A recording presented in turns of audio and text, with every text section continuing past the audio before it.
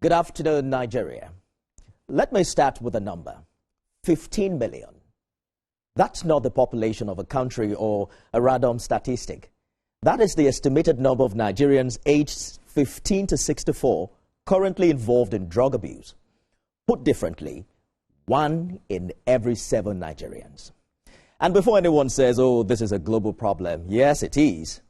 But here's the part that should make us pause. The global average is 5.5%.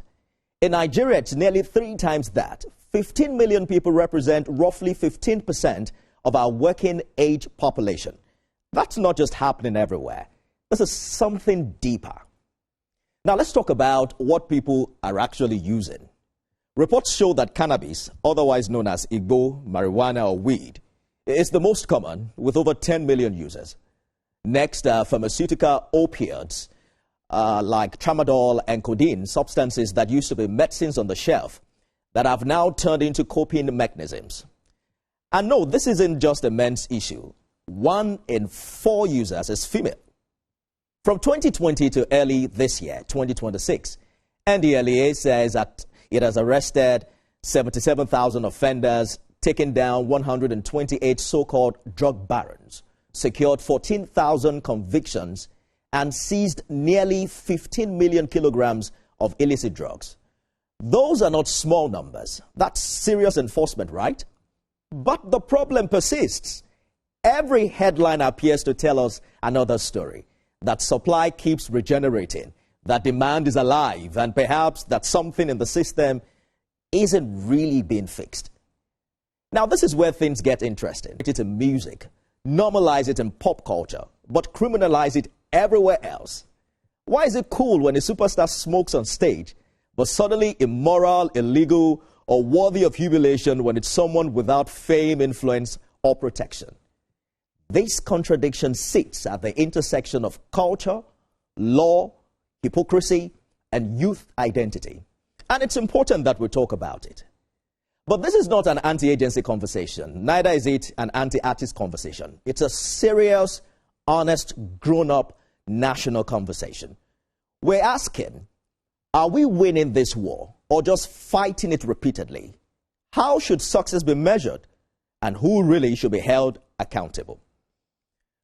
Welcome everyone to the 3rd edition of the TVC TownSquare series, coming to you live from our studios here in Lagos. I am Nifemi Okuntoye.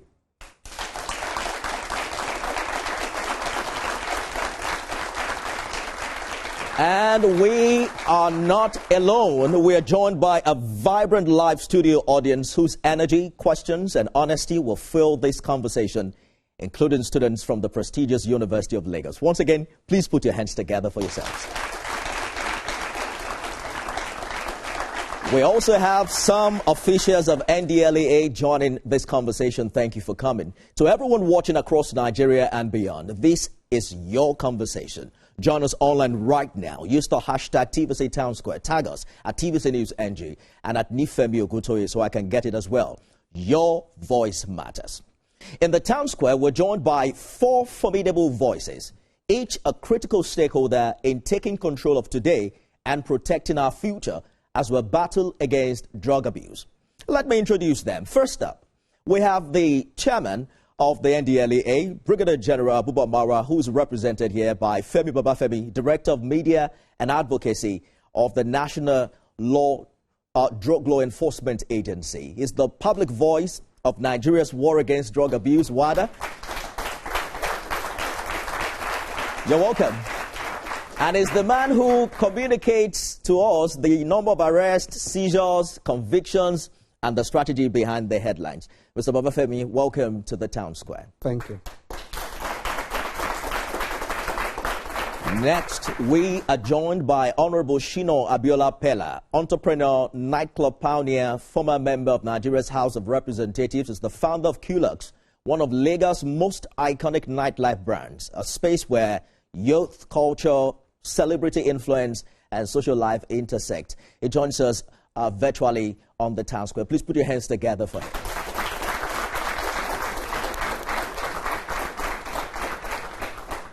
You will like this one. Also with us is the legendary Nigerian music producer and singer Idi Kabasa.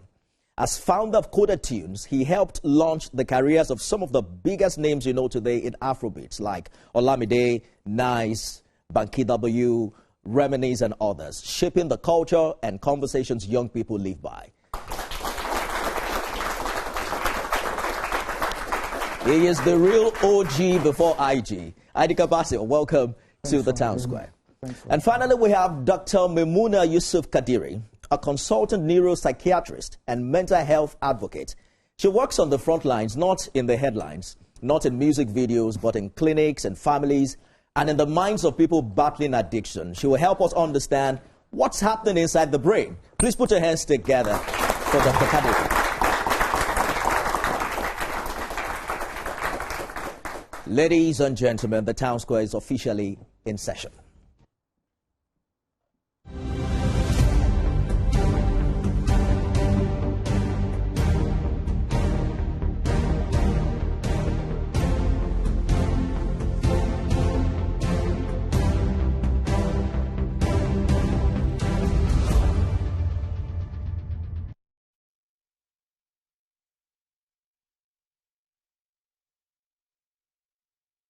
The TownSquare is official in session, everyone. Some ground rules now. Each panelist gets to speak for 3 minutes per round. I'll follow up with relevant questions in the course of that period. Members of the live audience can get, it used to be 30 seconds, but I've increased. I'm generous today. I'm giving each person 1 minute. You should clap for me for that. 1 minute for your comments and questions at interval from our online viewers will also be taken. So remember to use the hashtag TVC TownSquare. Tag me everywhere at Nifembi Ogutoye and at TVC News NG so I can get your comments and your questions. To keep the conversation sharp and spontaneous, I probably will have to interject if we go over time. So thank you for your understanding. Once again, can we put our hands together for our panelists? Let us begin with the National Drug Law Enforcement Agency. From 2020 to 2026, that's 6 years now. Look at the figures, 77,000 arrests, 14,000 convictions, 15 million kilos seized, right? But we still have 15 million users. Yeah. Are we winning or arresting in circles? Well, let's start this way. We are not where we were some 5-6 years ago. Meaning that, just imagine the figure you mentioned, 15 million kilograms of assorted illicit substances. Imagine if a fraction of that were to be on our streets in our communities. What would be the situation today? It's just that we don't know the number that is actually in our community. Well, to tell the fraction that that 15 million represents. Exactly. So that shows that for us in NDLEA, a gram seized is a gram less what is on the streets, what is available out there.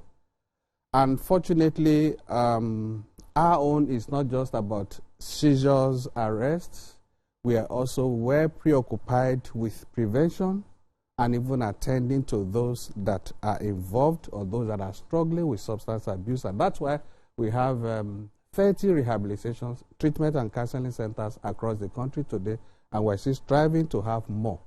And not only what we have, we're working with other How many people can your 30 facilities cater to per time? Even if we have 1,000, honestly, I'll be frank with you, that would not take the needs, the request we have out there. And that's why we're working not only. I know, but I'm saying how many people do the 30 facilities cater to? Well, so far, within the period, we've had more than 33,000 persons pass through that within a space of 5 years. 5 years, okay. Yes, so that shows that we have. And beyond that, we're also very particular about post-rehabilitation. What happens to these people? How do we reintegrate them? And how do we ensure that they don't come back?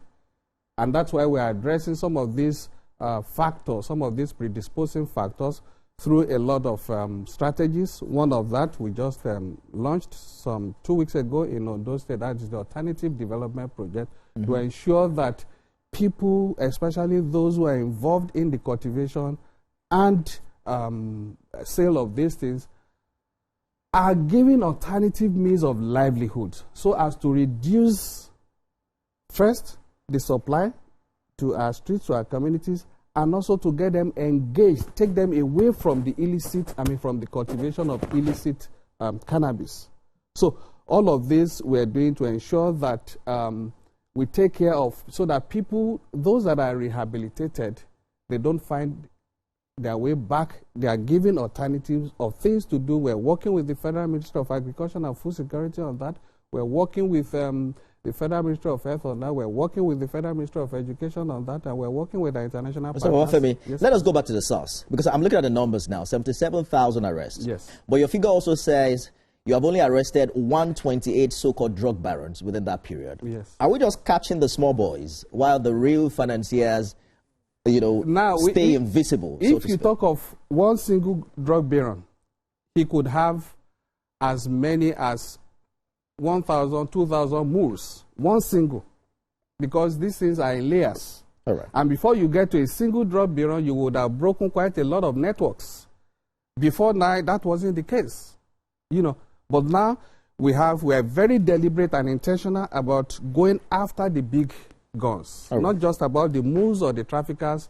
We follow the trail until we get to the last man up there. And for us to be able to get that 128, quite a lot of work had gone into that I can assure you. Let me bring in the psychiatrist in our midst, consultant psychiatrist for that matter, Dr. Memuna. If 1 in 7 Nigerians is using drugs, what does that tell us? What do you think is pushing them? Unemployment, depression, pressure, culture? Everything. What have you found out? Everything. Everything. Thank you very much for being part of this town hall meeting today. And I was just talking to my co-panelists behind the scene that we can no longer play the ostrich when it comes to drug abuse and addiction in the society. If you are saying 1 in 7, and let's just hypothetically say we are still 200 million Nigerians, that means these 15 million we are saying they are using drug in the past 1 year. It's not. There's a lot. And you think the figure is not accurate? It's not. No. Because we still have a lot of stigma, discrimination, prejudice, and everything that will not let people come out. Not many families that will come and talk about the fact that they have a child or a loved one dealing with drug addiction. No. I run a drug rehabilitation center here in Lagos, Nigeria, physically 30-bedded hospital. But of course, worldwide, we know what that is. It's not everybody that comes in. And it's easier for me as a psychiatrist to manage my patient, my patient one-on-one. But we manage much more than just the patient, the families, the loved ones, the organization where they work, their relationships with other people, and it's all, a lot of... 30-bedded, how full is your facility per time? How what? How full, how occupied? 2/3. 2/3. And because it's not a 1 day, 2 days, 2 weeks thing, most likely, if you are going through the whole out for a full rehabilitation, is minimum of 3 months. And so when one person is there for 3 months, you definitely are not going to put in somebody else into the place. So it's a major issue. And I don't want Nigerians to go away, especially with the fact that we have youth here. It's no longer a moral failure. Neither is he a youthful indiscipline. This drug issue is a national security issue, it's economical, and it's a public health challenge. Why? Because families are breaking up severely. It's overwhelming our healthcare sector. I'm one in less than 200 psychiatrists catering for 1 million Nigerians. And the Jackman syndrome is not ready to be watered down anytime soon. So the truth is that our healthcare system is overwhelmed. The families are breaking up severely.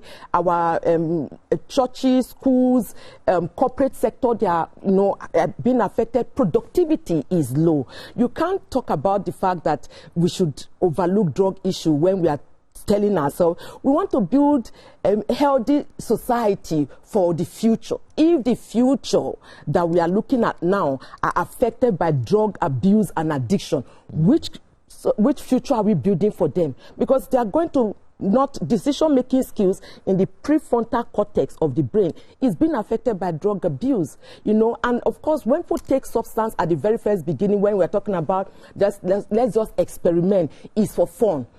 You are likely going to chase the high because that first experience will give you that high, the pleasure, and it's going to affect the reward center of the brain.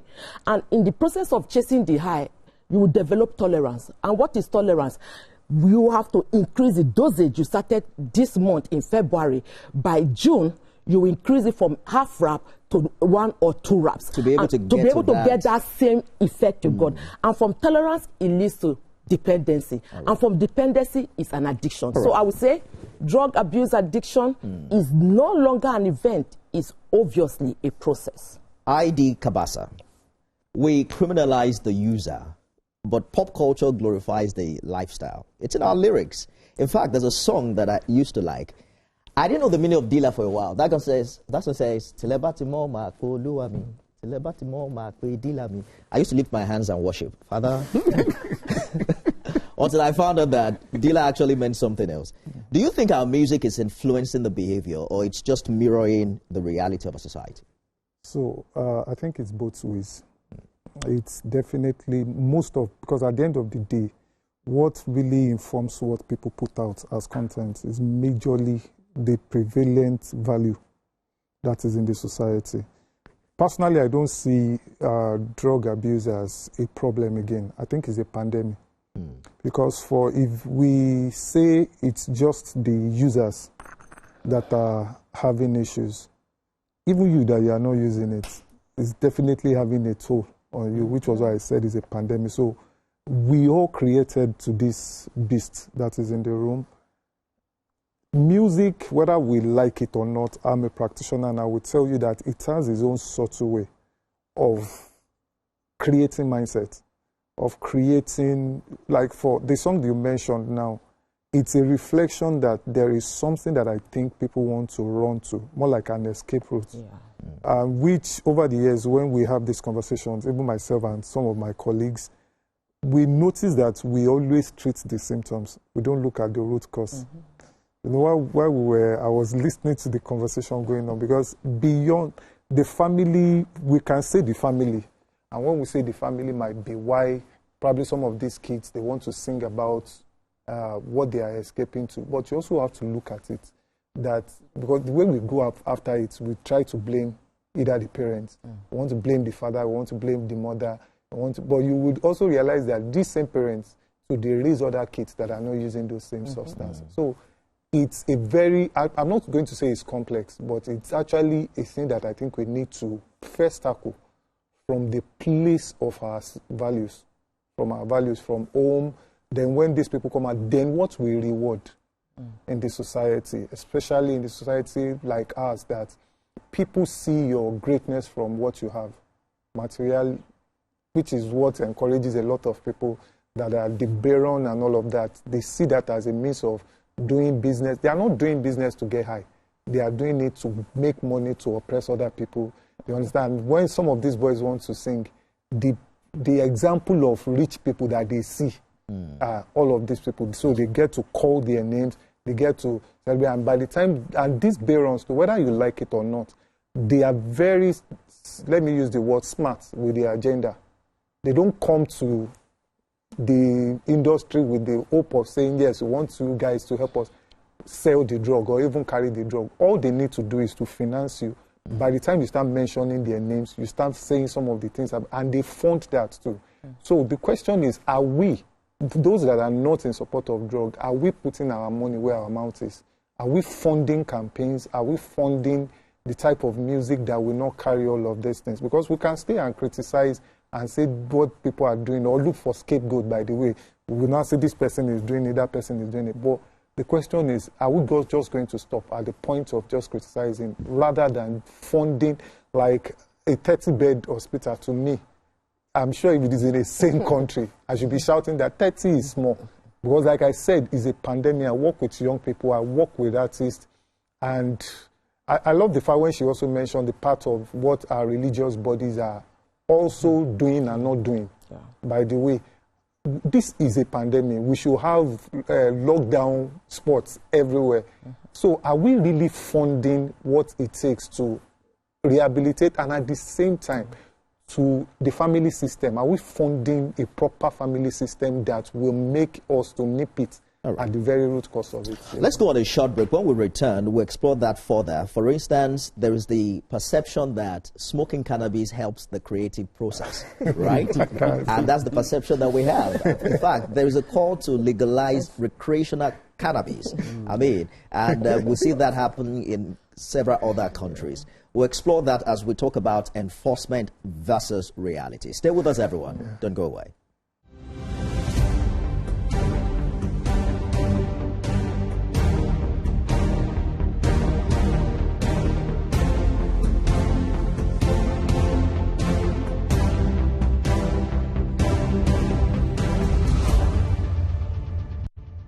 Hey baby, did you get that dress at a discount?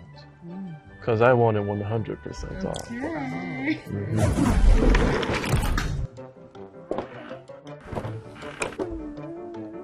Cute. Hey, Master Man.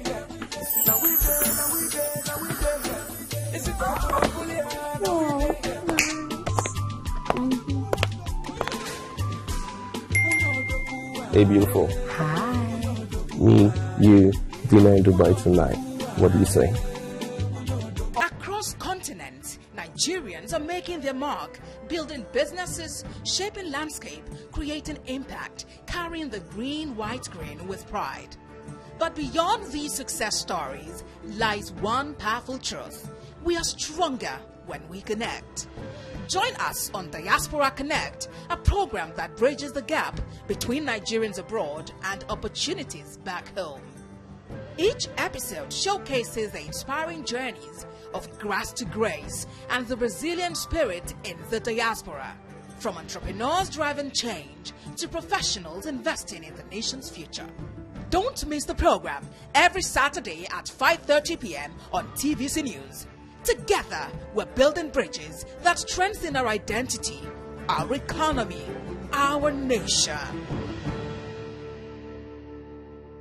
This week, Nigeria's political space is abuzz, from heated debates on the floor of the National Assembly to high-profile meetings behind closed doors and high-stakes decisions with unexpected twists that impact us all. It's been a week full of headlines and heated moments. Join us on Politics on Sunday, where we cut through the noise and dive deep into the issues that matter most, helping you make a sense of it all. From the corridors of power to the streets where it all plays out, we've got you covered, because politics doesn't stop, and neither do we. Stay informed, stay engaged, and be part of the conversation. Politics on Sunday, every Sunday at 7 p.m. only on TVC News.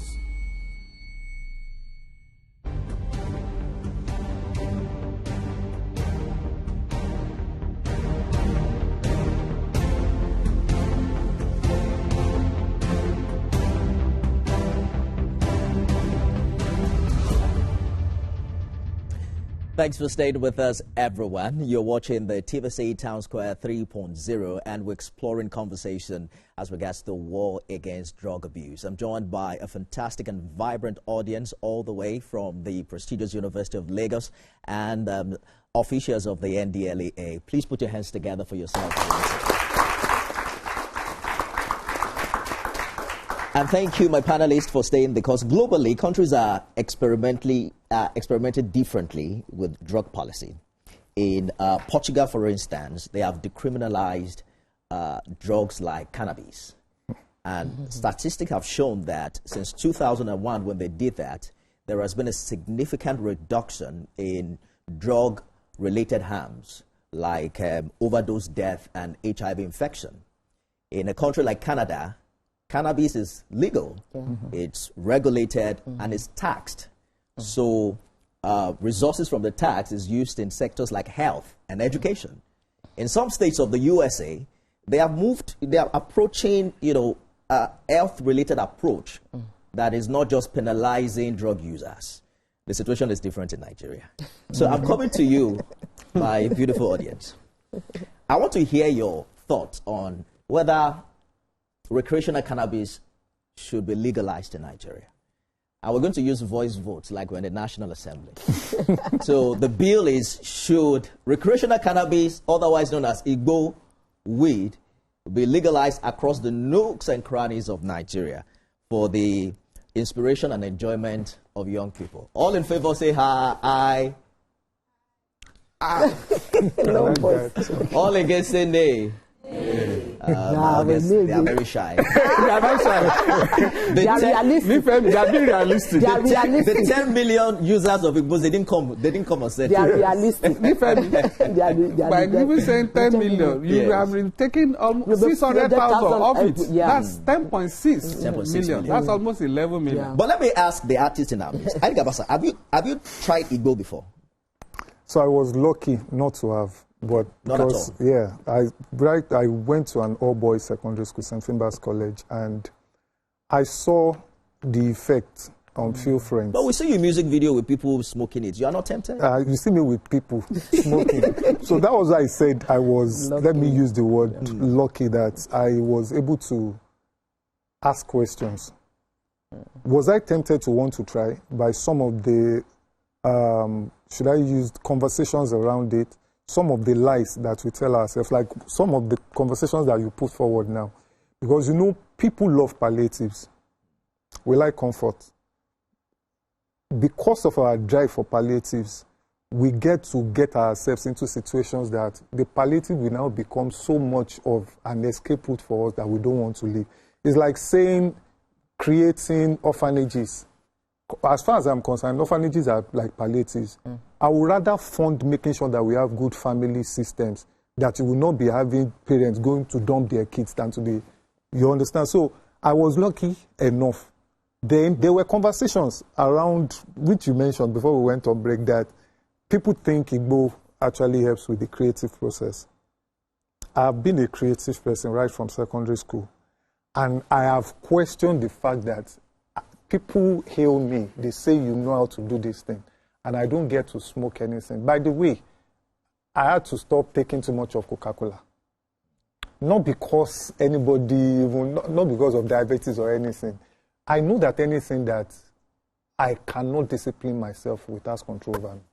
So that one I had to start reducing. Have I stopped taking Coca-Cola altogether? No, but I've reduced it. So back to your point, people will say Igbo actually helps them to be creative. I have been within this industry for over 30 years. I've worked with people that smoke this stuff. I've worked with people that have created stuff. I've even been part of the pioneering force within what we call Afrobeat today. And I can tell you wholeheartedly that it is not Igbo that puts inspiration here. Correct. It is what you put into your mind that puts inspiration here. I will tell you what Igbo does, because we need to be careful not to just say it's bad, it's bad, it's bad, and we don't really explain what happens, because I've spoken to a lot of these guys. So what happens is, for you to be creative, you need a sort of, should I use the word I? I that I'm talking about is more like you need to be isolated. In your, you want to go deep into your, let me use the word spirit, not in the religious sense now. You want to get into yourself. You want to come up with ideas that are very original and all of that. People, what you need is isolation. Isolation, not in the wrong use of it, but rather you want to be alone. You want to be able to conjure things. So what Igbo does, or most of these drugs, Igbo is the least of them. If you want to be, the laughing gas thing is a pandemic out there that people are not even, you see people blowing balloon, and in your mind, you think they are just blowing balloon. You don't know what they are doing. You see people with their tongue blue, and you don't know that. So what they really need when they use that part of creativity is, it helps you to bring ideas. No, it doesn't. What it does, it puts you in a place that you are sort of isolated. You can hear clearly. Your reception is everything very high. is amplified. Yeah. Yes, everything is amplified. Your reception is bad. Yes. But the problem is, you can get high and still come back dejected. Why? If there is nothing that you have fed your mind, in terms of books that you have read, in terms of conversations that you have had, in terms of meditations that you have had with yourself, or even with people around conversation and all of that. Because most of the people that people claim that is Igbo, I know the way they read. I know the way they have conversations. I know some of the things that they feed this mind. I was here on TVC recently, and I was giving an illustration which somebody gave, which stuck by me, was that It's like growing up, you know, we do this blending of pap. They call it aerology. When you put plenty of, corn into it, number one, the noise is reduced when it's grinding. Then what you will see coming out is a paste. But when you put fewer corn inside it, the noise is much. You'll be hearing grind, then the paste will be scattered. That is how creativity works. The machine itself is the eye. If what you have put into your mind is not thick, what will come out will be very watery. So it is not a function of most of the people that gave, should I use the word, that gave all these ideas. I took my time. I read about cannabis. I read about the medicinal side to it. I took out time to read because I needed to be sure, not because somebody told me it's bad or because religion is saying this. That's not the reason. I took out time to read. So I know that it doesn't add anything. It's not that, except if it is the devil that wants to use that to actually bring stuff. Mr. Babafemi into this conversation. I understand the NDLEA stance because I remember the former Ondo State governor had engaged the Brigadier General on the medicinal value of Igbo and why we should plant it for that purpose. But when a superstar smokes on stage, nobody arrests him. When a street boy does it, he's paraded. Is enforcement selective? No, absolutely no. What happens? What you probably refer to is videos that you see online. If you look at our own arrest, we arrest people with exhibits. We have evidence to prosecute you, not about videos trending online. And in some cases, he is an artist, and he's told us here that indeed he doesn't. That doesn't mean in the video where he appears, they don't do it. Do you understand? So it doesn't mean that he is consuming. Even in some videos, I'm not speaking for them. We know we have quite a lot of these people on our watch. Do you understand? I'm bold to say that. But then it's not about just videos. It's about we're working, tracking. For instance, in this community, in this environment, just this morning, we busted a place where we're able to track somebody from the road, and we're able to get into his apartment in Lekki here, where we discovered that indeed synthetic cannabis was being produced there. Synthetic cannabis, that's the one you call Colorado. I understand that one, Mr. Fefe. What I'm saying is that, is it a criminal? It is criminal to use. Possession. Possession and use is criminal in Nigeria. Yes. But how come you are not arresting people using it on TV? That's what I'm telling you. That's what I'm telling you. You don't arrest people based on what you see. You okay, so that it is not criminal to use it on music video. Maybe what you want to say is, for us, like I said, before you can prosecute somebody, there has to be an evidence that this person, that there has to be possession. Possession means that when you the artist possessed it, I even brought it in front of the camera. No, I used it. Wait now. Remember recently we busted a nightclub in Lekki, in VI here, where we arrested people with it. Do you understand? That you are able to get evidence. We're able to get evidence to prosecute the person. But in a situation where somebody had probably taken it, and then maybe it's even 1 year after you are seeing the video, you are now asking the agency to go and prosecute the person. It doesn't work like that. That's not what the law says. And don't forget also, for us in the agency, we work with, we're working in line with global best practice, even though, like I said, in our law, possession is criminal.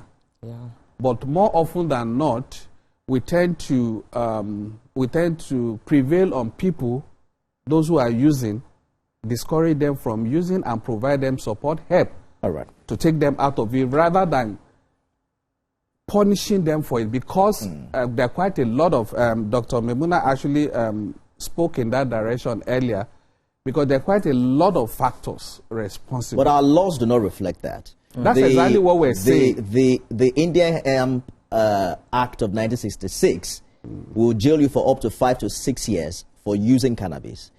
Your own act, NDLEA Act, I understand is between 15 and 25 years. Absolutely. I mean, you can spend 15 years in prison for smoking Igbo. Can you imagine? For smoking cannabis. That's out of this world. But I'm going to return to you, Dr. Memuna.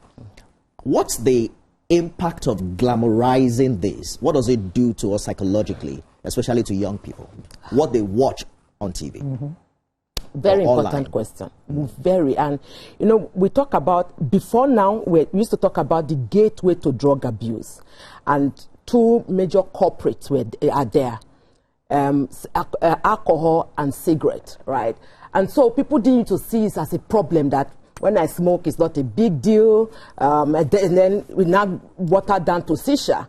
And the shisha, you know, it has a lot of varieties, strawberry, vanilla. So it's nothing.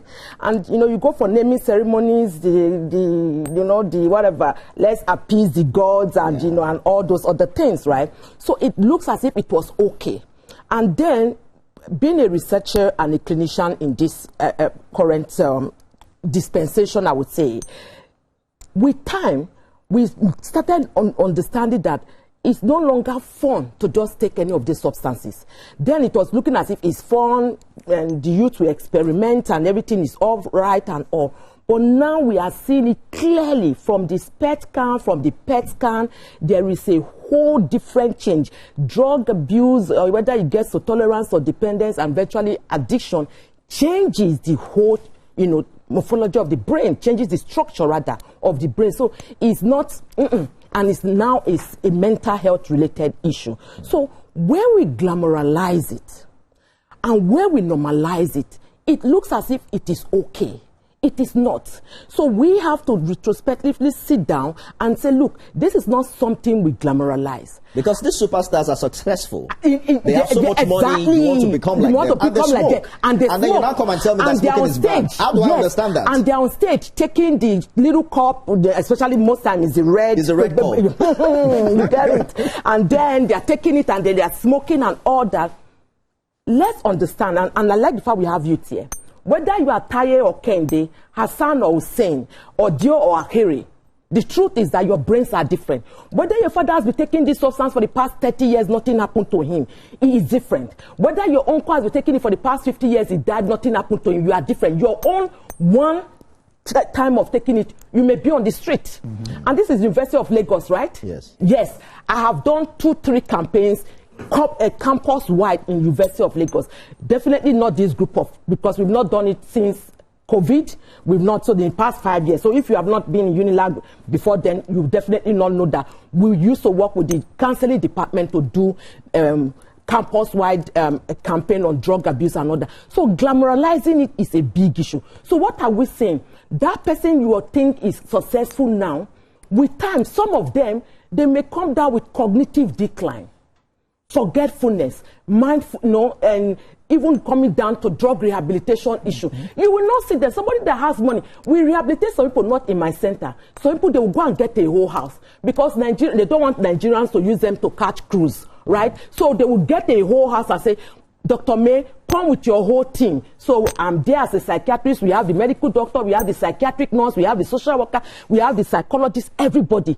Because they don't want to come to Pinnacle Medical Services where I'm the psychiatrist in chief. So that the cleaner will not notice them. The other visitors that come to see other patients will not know them. So you will not know. You will not know. So people are out of the system for a while. You will not know that they have gone to rehabilitation. Likewise, the fact that we have children outside the country, in these countries that have legalized marijuana, 9-tetrahydrocannabinoids is the addictive substance in marijuana. But that doesn't mean that there are no other addictive substances. A large chunk of the children that we do rehabilitation for and we do virtual therapy for are from Canada. So we are trying to send our children to better their lives and all that. Let's not forget the culture shock. Let's not forget the racism. Let's not forget the weather in Canada is harsh. Most of us that travel with our children, we travel during summer. We don't travel during winter. Now the child is going to experience spring, summer, winter, autumn. And then that child is there, there's racial discrimination, there's culture shock, there are different things, and this child is taking, and that is easy. It's just they deliver. And then this child will come down with drug rehabilitation. So we find out that 2-3 years, your child has been there, you spent over $150,000, you are bringing the child back to Nigeria for rehabilitation. So glamorizing, We all need all hands on deck. Indeed. We do not want a situation where we are blaming only the parents, only the church and more religious organization, NDLEA, government. Because people are very easy to say, government is in, no. Everybody. It's everyone's responsibility. Yes, it's a responsibility. All of us, it's a society. I think she deserves a round of applause. Thank you. Heidi Kabasa, it's Valentine's Day. And you know what happens about, the many parties. In fact, these days, this cannabis of a thing, which you said is the least, is not just being smoked. You now have it in gummies and things like that. You can take it anyway. But do you think that your colleagues have a responsibility in messaging? Yeah. Because now we are learning from NDLEA that they might not even be able to catch them because there's no way to get exhibits from them, which in my opinion is a policy issue. Because it's like fighting the symptoms and not understanding the source. I mean, do you know that many of these people, they are like ambassadors? They are, not like. They are bigger than, on their pages, there are millions of people following them. So if we don't get them on board, it's going to be like winking in the dark. What do you think? I think we finance bad behavior a lot around here. A lot. Especially with some of our laws and... Because as I listen now, I know some of the top hip-hop artists from America, they don't allow them to get into some countries in Europe because of drug-related issues. You show these things in your video that I don't catch you do it. It's like me saying, every time people say, that when they read the 10 Commandments and people say, me, I've never killed before. And I tell them that there are people that you have actually made to kill themselves online by some of the things that you say or by some of your actions. Because when you show, like I just released an album recently and there was a song that was supposed to be on the album that was supposed to more like discourage drug intake and all of that. And I sent it to different artists. What they sent back to me was pure glorification of that. Was the total opposite of what I intend. And in my head, I didn't see anything back. But eventually I was able to have conversation with one of the guys on it. And he told me that now he's had like 8 months that he has been clean. People don't see the other side, like she rightly said, of what most superstars that they see. In fact, when you see them do some of these things, let me even be a bit more open here. They are trying to cope with their insecurity. Traumas. They are trying to cope with their traumas. They are trying to cope with, and it's with their ego. So when people say top stars are egocentric, yes, they are egocentric. But ego, the way we understand it, is that is pride, is arrogance. No, ego is camouflaged insecurity. They use some of these things to actually hide their ego. That is why even the dark shade, as simple as it is, some will put on dark shade so that they don't get to see people's face because shy. They've lost. One of the major things that they lose is their identity when they become these big stars.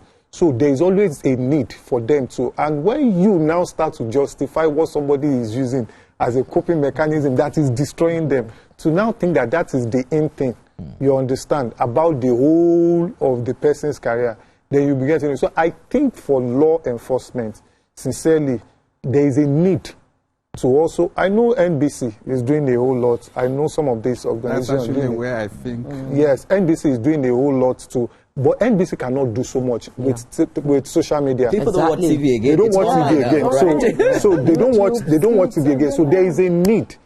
I'm scared. Saying 25 years for somebody that is smoking cannabis, to me, that is not going to be the solution.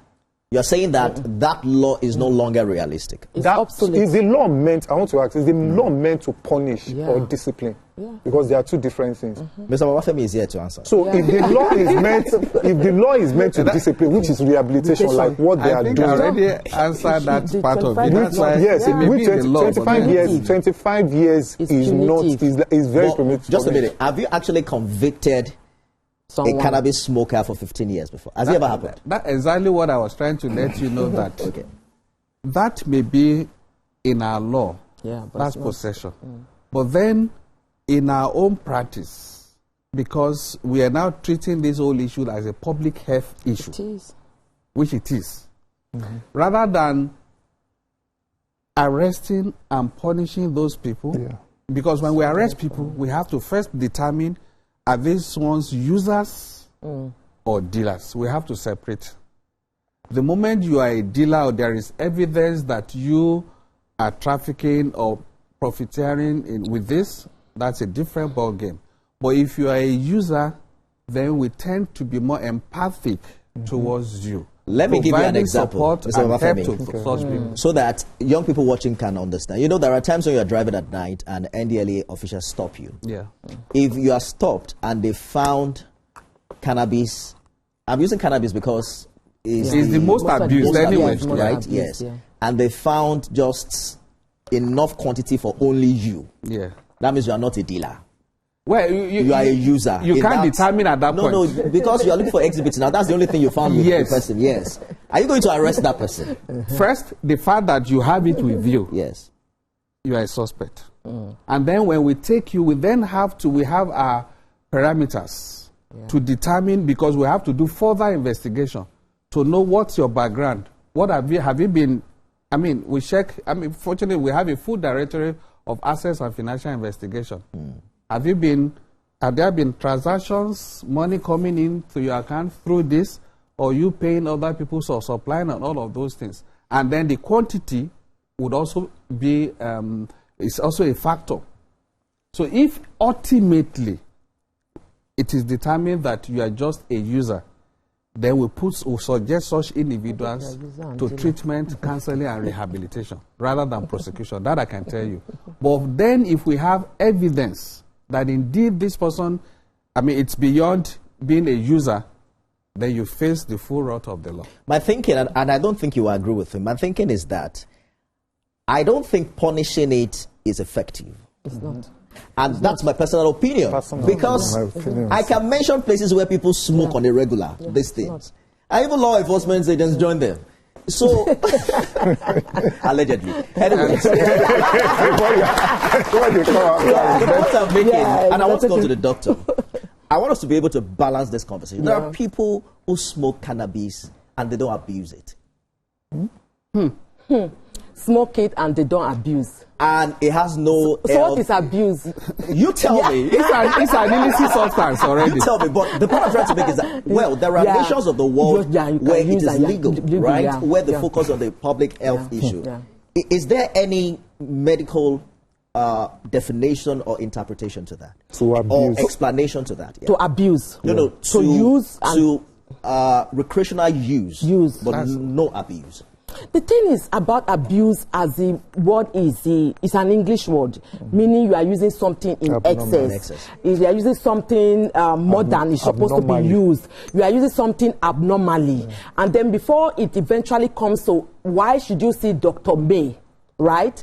Or even why should you even make it medical? When it starts affecting your productivity, when it starts affecting your activities of daily living. So you're waking up, you're not able to wake up on time, you're not able to take care of your personal hygiene, your eating habit has changed, your mood has changed, your every other thing. So if you're not abusing a doctor, yes, do you stand any medical risk, any health risk? Yes, so the thing is that if you are taking it, that means most likely in context, it's like you are taking it when and if needed, or you are taking it in moderation. So it's not in any way affecting you in a way that people will say you are abusing that substance. So the thing is that when people take, it's like, let's go to paracetamol. So you find out that in the packet they will say use 2-3 times, 2 tablets 3 times daily. And if after you're taking it for 3 days, visit the doctor. So if you take it 4 times a day, that's an abuse, right? 2 tablets 4 times a day. You're like, this one is not good. Let me take it again. Let me take, or maybe 5 times. That means you're taking, as against 6 tablets, you're taking 10 tablets. That's an abuse. But you have taken it 3 times a day, 2 tablets, and you have taken it for 2-3 days, and you're not getting better. Then that means it's not necessarily what you are taking it for that is the issue. It may be something else. So you need an expert to do. So that's in the context of you are taking is not an abuse, and we are not seeing the effect. It is relative. Why? Some people can take it, They are not abusing it, and they break down. And this is where we now still go back to the issue of the brain structure, your genetic makeup, the environment you grew up. So many other multifactorial things that you are bringing into. So, and that's why you cannot, in quote, compare yourself with somebody, or just think that because this person is doing it, it's nothing. We've seen somebody who, a student, by the way, I'm not going to mention the school. He planted marijuana in the mother's garden. Sharp guy. Sharp guy. Marijuana is green in nature, and mother had ugu and some other things. So the mother, so the mother will weed round everything. As far as she's concerned, it's my son's plant, vegetable. God bless you, vegetable. And so when it grows a lot, he will pick it, he will dry it, and then he put it in a pack, because that is what the one he normally takes. And so that one that is dried, and he put it in. At least that one is not synthetic. Which is direct. It's not exactly. Yes. It is direct. So you put it in his Indomie, and also so many other things, beans and every other thing. So what then happened? He took it, and he was going to school from home. He took it that day. He went to school. He got to his friend's room in the hostel, and then added the smoking. And the one that he added was laced. So he has taken the natural, now he's taking something synthetic, the brain went up. And of course, the boy went on the street in the school, removed his clothes, they called the mom. The mom said, no, it's like you telling people that this, my child, nothing, is not possible, because they went to the counseling unit and the hospital and the school clinic. They now did what we call the drug test, because you can do test within 5 minutes, you will get the result, right? And though they now said there's marijuana in this child, the mother said never, it's not possible. At the end of the day, taking history and asking, what does this boy do? What time does it come home? What does it? He say, yeah, there's one pack in his room that's always taking one thing, and he said it's tea.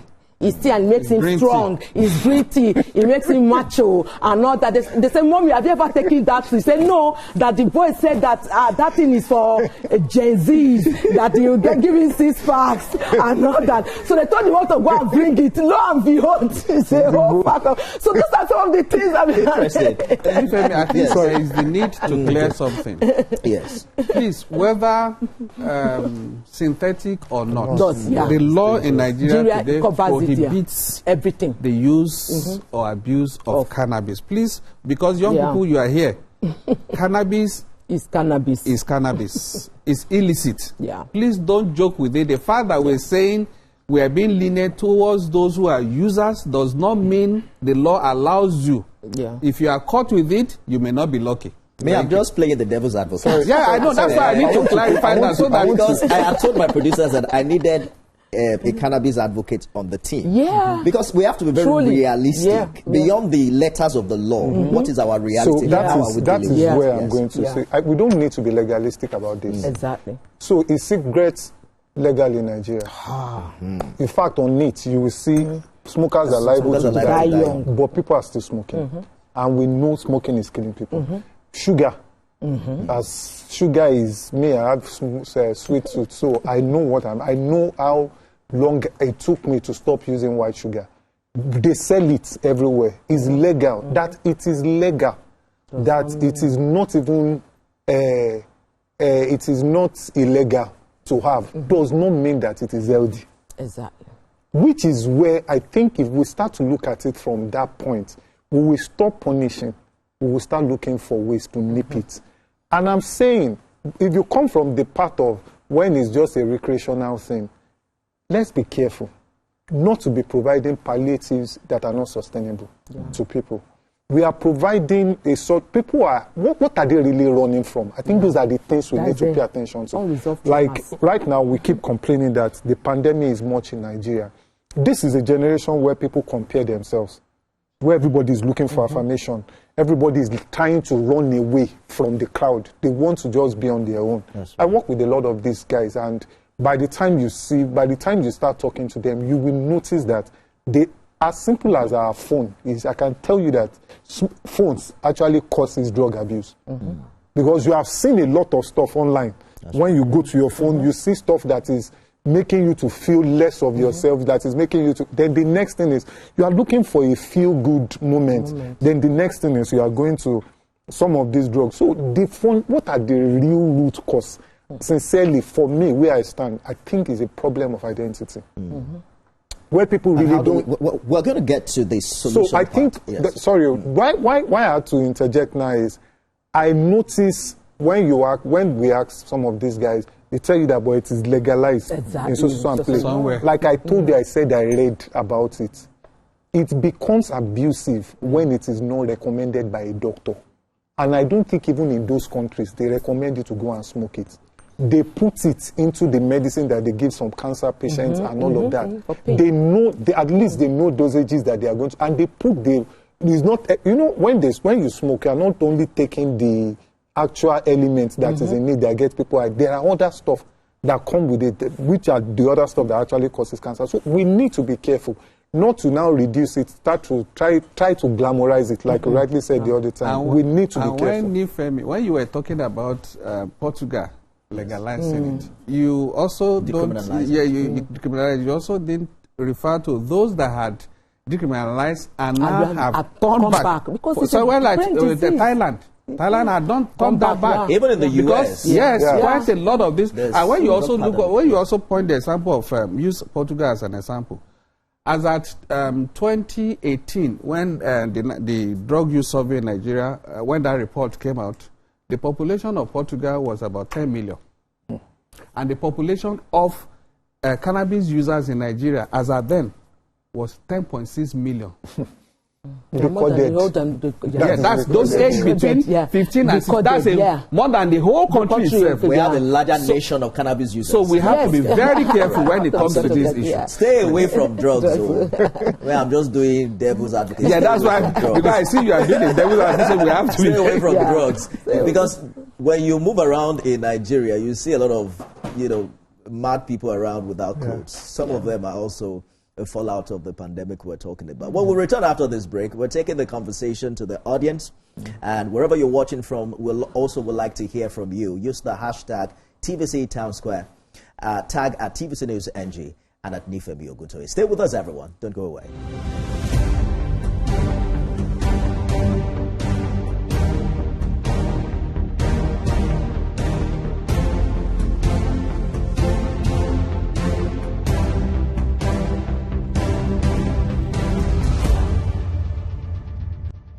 Hey baby, did you get that dress at a discount? Because I want it 100% off.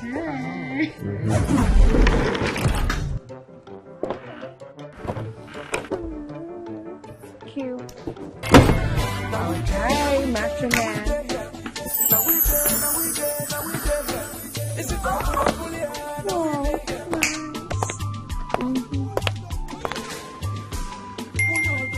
Hey beautiful. Hi.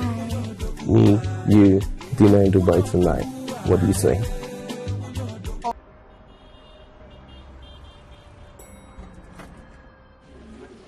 Good morning, everyone. It's a new day. Veronica, where are you at this time? I am here. I'll see you in 5 minutes. Hi, Olamide. Hey guys.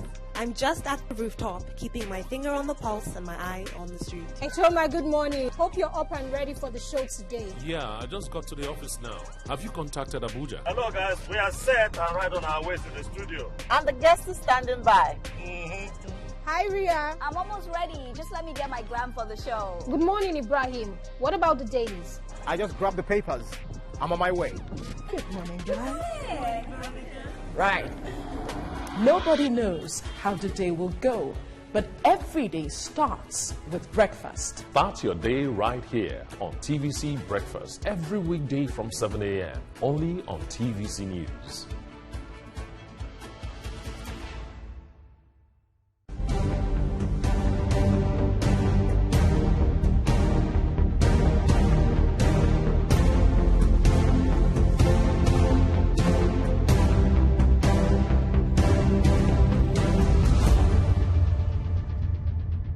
Thanks for staying with us, everyone. You're watching the TVC TownSquare 3.0. Our conversation is on war against drug abuse. We're joined by some students from the University of Lagos. Thank you so much for joining us. We also have officials of the NDLEA in the audience. Please put your hands together for yourselves. Quick one. By showing of hands, how many of you personally know someone that is battling addiction? 1, 2, 3, 4. All right. The other question is, do you think Nigerian music influences drug use? Yes or no? Yes. Anybody who says no? Rashidat has a personal experience of drug abuse. Is it your own experience? No. Or somebody you know? Somebody I know. All right, please tell me in 1 minute. All right, so it was our security. Your security so that, person? Yes, our security. So that morning, he was just laughing at everybody, and he's not a playful person, kind of. So we don't even know until we started hearing noise that he started breaking glasses and all of that. Well, not knowing he has taken some drugs and all of that, mixing up those things together. People started beating him, but yet he didn't feel the pain. Like, honestly, like they tore his body, like his skin, but he didn't feel the pain. So that was what this experience I had. Some drugs make you feel like Superman until you die, right? All right, let's take questions for our panelists quickly. Your name and your question. Please go ahead. Okay, good day everybody. My name is Udo Akemini, student of Mass Communication, University of Lagos. And I have 3 questions. I'll keep them short and simple. 2 directed to the NDLEA boss and 1 to Madam Kadiri, if I'm not mistaken. So the first one is, we've seen the numbers, the record-breaking arrests and seizures, but should we count that as a success or a failure for prevention? Because we're not looking at the demand. Let's take a look at the demand and the supply. There's high supply, and then that's what you're copying, you're intercepting. But we looked at a way of intercepting the demand itself, like getting the demand to reduce. And then secondly, I don't know if the Honorable Shinopela is on here. I don't know how you have plans with nightlife proprietors, such as like him, to cope. For example, tonight is Valentine, and then you know what happened. So what are there plans today to prevent things like drug abuse, as well as date rape that comes with drink spiking and consent violations? What are the plans? And then for Mrs. Kadiri, the question is for students that might actually be taking it for, they believe it aids them in their academic performance. What advice will you give them to actually let them realize that it's really not it that is being beneficial to them? All right, fantastic question. Anybody here who has used drugs for exams before? Did it work? Don't be shy. Don't worry. The NDLEA will not arrest you today. NDLEA is there. Trust me, they will. Mr. Babafemi has given his word that he won't arrest anybody, right? Any other question quickly before we go? Yes, your name. My name is Jimo Zairat, and I'm a student of the University of Lagos. So I feel NDLEA they only focus on some parts of the country, like the urban areas. Out of the rural areas, they are isolated.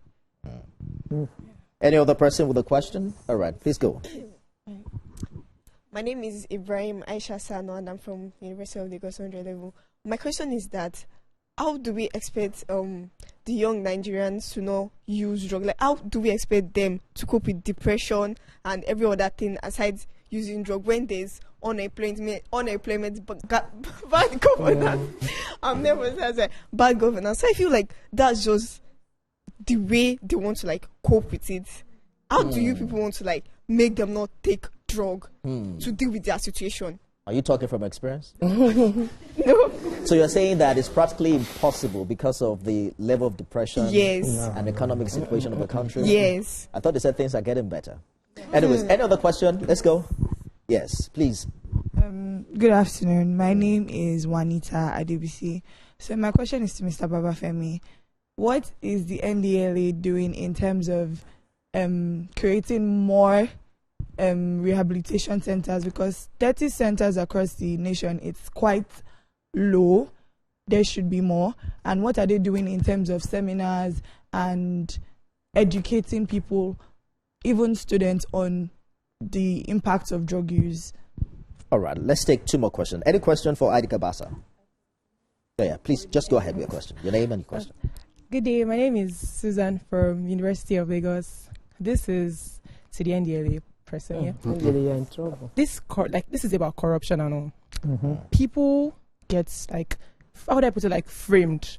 Your car could get stopped. You could be in an Uber, and then people just stop you randomly to like search your car, and they will drop something in your car. You had nothing there.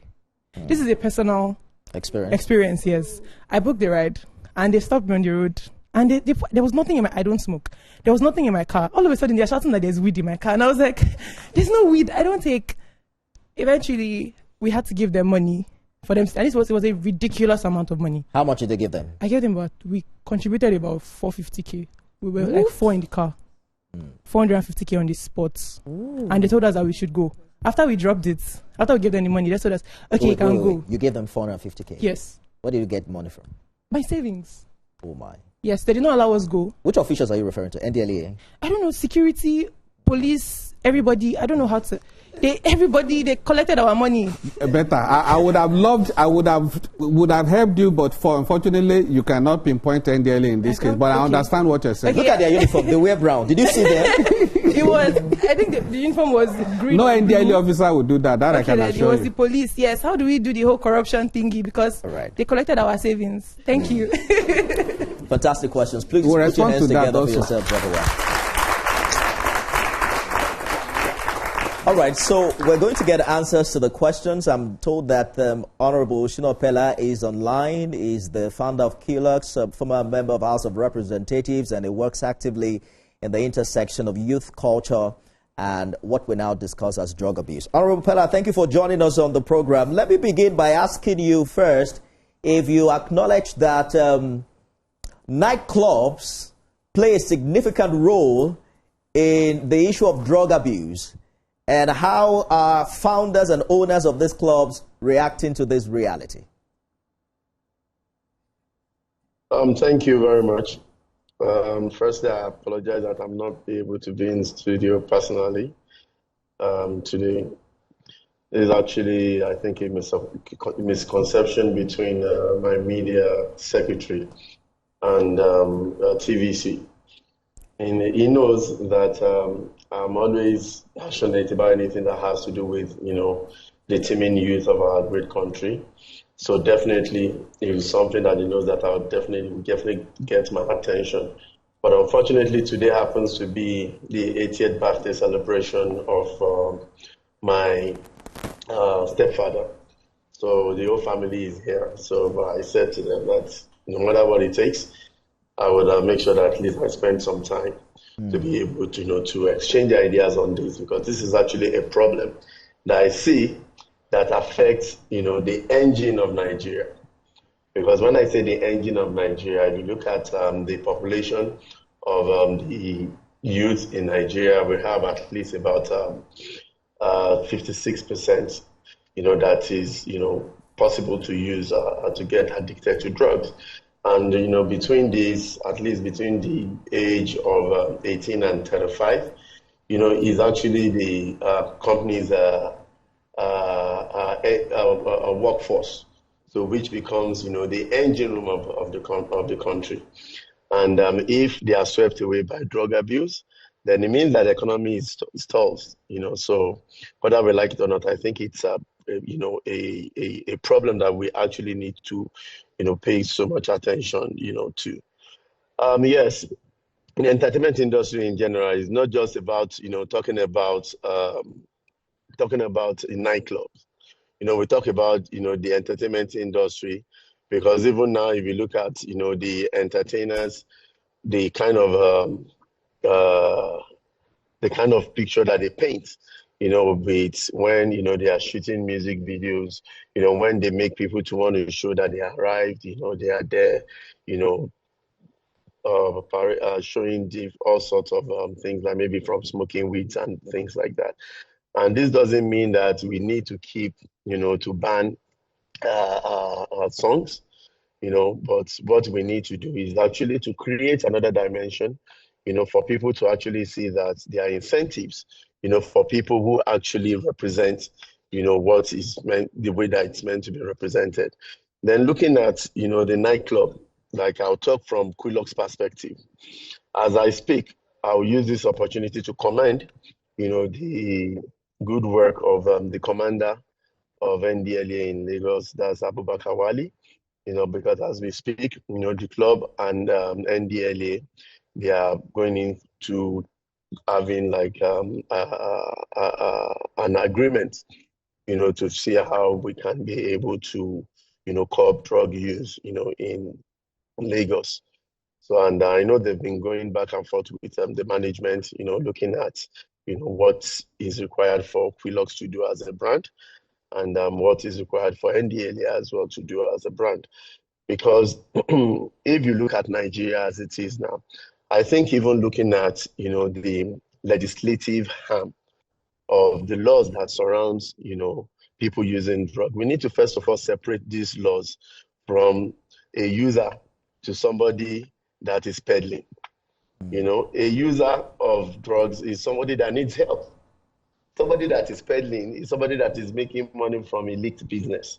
So there are two different things. So, and I think that by now we need to even look at when they seize, the proceed, of all these, the proceeds of the funds that they seize or the properties that they seize from users. Do they just convert it to government revenue, or they should find a way to convert it to start building rehabilitation centers, to start building, ways to be able to help people out of this.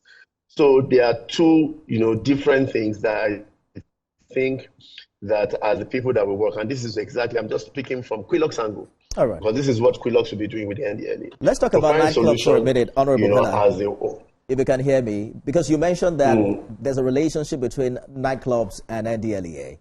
I'm wondering what nightclubs are without substances that we're talking about. Are you saying that you don't allow them in your nightclubs? And someone raised an important question here, that what are nightclub owners doing to enhance protection of people who patronize them on a Valentine's Day like this, the issue of date rapes and what? Yeah. So now, don't get me wrong. Definitely nightclub is a major economy in Nigeria. But at the same time, we must know that it can also be used as a hub for distribution. So when I say that we have an agreement with NDLEA, it shows that, first of all, we are creating a drug-free zone certification, which, that when you get to Quilox now, you can see on all the walls from entering, it tells you that say no to drug abuse. You'll be arrested if you're seen with drugs. If you are seen with drugs, you have a NDA certification. There's actually like a poster that we got from the NDLEA that is posted around the club. So automatically it shows, to the customer that this is a drug-free zone, where, drug cannot be used. I'm just a little bit curious. So you are not allowed to smoke cannabis in Quilox, then, right? So outside this, outside there, when people, they tell you that you can't do it, but when they try to do it now, that is when the bouncers, tends to throw them out. So when they do that, the bouncers, it's not left for the bouncers, because this still goes to also training the bouncers as well. Because most of all these bouncers as well, you look at maybe somebody that is getting paid an average of maybe 100,000 naira, per month. And, there's somebody that is there smoking cannabis and gives the person $100. So that is, talking about the reality of what happened. All right. We're going to get back to Honorable Pella in the course of this conversation. Let me get answers to some of the questions that have been raised in the audience, and we're going to start with Mr. Babafemi. The first question was about the numbers of arrest and seizure and whether you consider it success or failure, considering that the demand is still high. Yeah, thank you very much. Perfect question. I'll tell you definitely, like I did say in my introductory remarks, that then it's absolutely a success, not a failure, because primarily NDLEA's work rests on two major pillars: drug supply reduction and drug demand reduction. In the area of drug supply reduction, that's where you see the arrest, the seizures, the prosecution, the convictions, the seizure of assets, all those kind of things. That's the figure. On that, I mean, the same statistics that Nifemi reeled out, you also see sensitization aimed at prevention. You also see treatment, those that are treated, rehabilitated, all of these things. So they go pari passu. We work hand in. I mean, we work. We do the two together simultaneously. So that's for that. Definitely, it's all about. It's all aimed at preventing people from having access to these illicit substances. And those that are already in contact with these substances, we are also available to provide support for them. We're also available to treat them. That's that. Then the second question on whether NDLEA is focusing on just urban area, what happens in the rural areas, that I can tell you that we are all over the country. We are virtually in every local government in the country today. We have commands in all the states. So we're not just working in the urban cities, in the urban centers, we're also working in the rural communities. That I can tell you. Because when it comes to providing support to people, we have our commands in those, we have what we call area commands in some of those areas. And in addition to that, we go into the forest, deep into forest, to destroy cannabis farms. Deep as in forest that will take our men, officers and men, to walk like 4, 5, 6 hours barefoot to be able to access.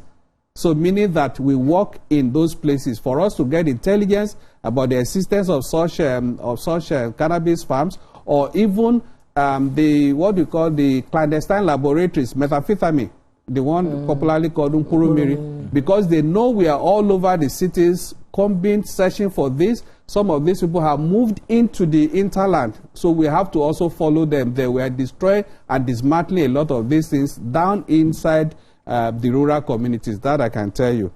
And then there is the issue dropping drugs in your. Yes, how do we? Definitely, that's why I asked her. No NDLEA officer. We are very professional. No NDLEA officer would do that. How many officers do you have? The agency today, we have about just a little less than 15,000. And you can vouch for all your 15,000? No. What I'm saying is this. We are professional enough, and I also tell you one of the things, and we have mechanisms in place, systems in place to check our officers in the line of their operations and their duties.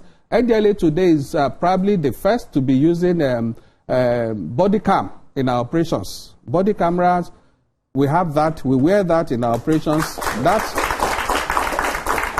Thank you. That's to further affirm the integrity of what our officers are doing out there, because there is a record of everything they are doing. All right. So, you know that our audience is limited, but you are watching live on TV. If you have any experience with NDLEA officials you'd like to inform us with, tag at TVC News NG at Nifebi Oguntoye. Use the hashtag TVC TownSquare, and so that we can quickly ask them now that they are here. Yeah, there is one more last question. Just a minute. Let's get back to Honorable Pella very quickly. There are some questions here for you from Facebook. Tuluwa Lasha is asking, how can celebrities and influencers better use their platforms to discourage substance abuse among Nigerian youths? The other person is Nuruddin Okeade, who's asking that from your experience working with young people, what role can private businesses and entertainment hubs play in preventing drug abuse? I think you mentioned that earlier, Honorable Pella, but you can add to all of that. Earlier on, before you joined this conversation, we were taking opinions about whether or not cannabis should be legalized in Nigeria. What's your thoughts on that? You might have to unmute your mic. So, all right. Hello, yeah. Yes, please go ahead. Yeah. Looking at, our country, Nigeria, is not with so much resources. If cannabis is going to be legalized in Nigeria, then it has to be regulated. In other countries where it is legalized, there are regulations, to how you can get it. I think you can get it from the pharmacy, and, there's a quantity to what you can get. It is not just looking at it as being legal. And, then Nigeria is just somewhere that if you legalize it, then, can cause confusion. So when we don't have the right structure to manage, the use of it, then we cannot be talking about legalizing it. But looking at how much revenue that can be generated as one of the resources, then definitely we have to talk about regulations. So it's not just something that can happen. I think it's something that if we are going to look at, there's going to be at least a proper time, like maybe a year, set up a committee, a proper system, that talks about, how definitely to be regulated, because regulations definitely will, will make us to achieve the aim of definitely legalizing it if it has to. You see, as a businessman, you are thinking differently from every member of my panel. They all said no to legalizing it, but you are saying, you know what, because of the money we'll make, let us regulate it, right? What did you say? I said as a businessman, you are thinking differently from my panelists. They all said no to the question of legalization, but you are saying we can make a lot of money from it. Let us regulate it and legalize it, right? Yeah, that's what I said. Yeah, that's what I said. But I said if it's going to go, there's going to be with a lot of regulation. You can't just legalize without regulating it. All right. So that is where are you going to be getting it from? Like you have to be able to give, like a permit, to the certain pharmacies that they have, that have been selling this. It's not just because they legalized it, then you have one Sule somewhere that is just opening a place and is just trading in cannabis and saying that because it is legalized. There must be, like maybe the way you get it from prescription, from some pharmacy, and you drop your details and everything like that. So there should definitely, if you're going to legalize it, then it comes with regulations. That is what I meant. Kabasa is already shaking his head here in the studio. But quickly, Honorable, this person is asking... Shebi, you have not caught Kabasa smoking anywhere before at Kulux, Abi? Honorable. Because he said he has never smoked cannabis before. In fact, if you ask, they know I don't club. I don't even club. He wants to no. I didn't do that. He doesn't do that. All right. Please put your hands together for him. It's not easy. All of you that you are craving under pressure. Adi Kabasa has been working with Igbo smokers for decades. But he's a secondary smoker though. Because one way or the other, he must have smelled it. Yeah. All right, quickly, Honorable, before we let you go, what in your opinion is the biggest driver of drug abuse among young Nigerians? Is it unemployment? Is it peer pressure? And this is coming from Samson Isaac on Facebook. Is that mine? Yes. So can you come again? What was the question, please? He's asking what you think is the biggest driver of drug abuse amongst young Nigerians. Unemployment, peer pressure. What do you think it is? The way that you're asking questions, I think because there are major problems as well. You understand what I'm saying? Because we have a country where the economy is bad. We have at least about almost 40% of young people that are jobless. And what they say is an idle man is a devil's workshop. So definitely, unemployment definitely will play an important role. And at the same time, you have a population. All right, the next time we're going to ensure that Honorable comes into the studio. Please put your hands together for him, at least. For taking a break from the 80th birthday anniversary to still join us online. Doctor, I'm going to return to you shortly, so don't forget what you were about to say. While we're in school, I remember that we'll put our legs inside water so that we can read. We drink coffee. But they said there are now psychotic drugs. How do you react to that question? Did that work for you? Did you do it? Let's go. Let me give you back. Did I drink coffee or did I smoke some? Both of them. The water in the taking coffee. Let me just be clear now. I don't smoke it. Don't think that I'm an advocate. But I think I've tried coffee. It's just that when I drank it, I slept. It's the reverse was the result. So I stopped using it. Yes. And truly, that is what happens. You just need to know what works for you. For some of us, I take coffee because of the aroma, not because of it will make me. No. Sleep is my middle name. In fact, yesterday on Facebook, I asked a question to my community: do adults still experience siesta? Do we still sleep? Like it was something that I had to ask because I literally still sleep. Like I observe, even if it's 30 minutes to 20 minutes, I still do that. And people are no, they're very busy, phone and all that. The truth is that drugs do not make you academically sound. It borrows your focus from the future. That's focus. Yeah. That word focus. It borrows your focus from the future. What drug does is that it will not help you to memorize. It reduces the consolidation of what you are trying to memorize. It will worsen your anxiety and depression. As you are now as a youth or young person, your brain will not stop developing till your mid-20s. That means 25, 26. So whatever you are doing now can affect your brain, which can be reversible or irreversible. So when you take some substances, because you do not know, nobody knows. We have the omnipotent God. People will say, I don't believe in God. Whatever you are worshiping, we all have that big spirit, that big thing that know that there's somebody, the spirit out there, right? Nobody knows what their destiny is going to be. Am I going to be the next president? Am I going to be the next House of Rep or whatever it is, or the next GOAT, greatest of all time, right? The best Afrobeat, whatever. And of course, your generation says, okay, the truth is that you have to understand that taking substances is not going to help. You have to look for alternative, healthy versions. And so your generation will say, okay, let's clock it. So I will tell you, clock in the alternative, healthier options. All right. You do not need to take substances. We are due for another break. When we return, we're going to explore more the alternatives. Yeah. I know Adi Kabasa also has some thoughts to share in that regard, the policy of governments that need to change, and then you can also use the opportunity to answer the rest of the questions. We can also, we'll also like to hear from our viewers if you have ideas that you think the government has to explore, and also members of the audience. Stay with us, everyone. Don't go away.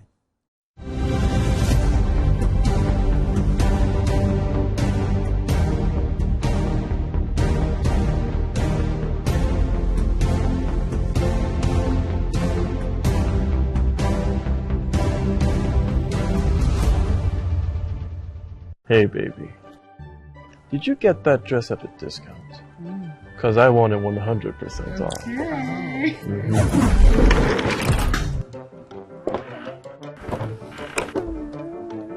Cute. Okay, Master Man.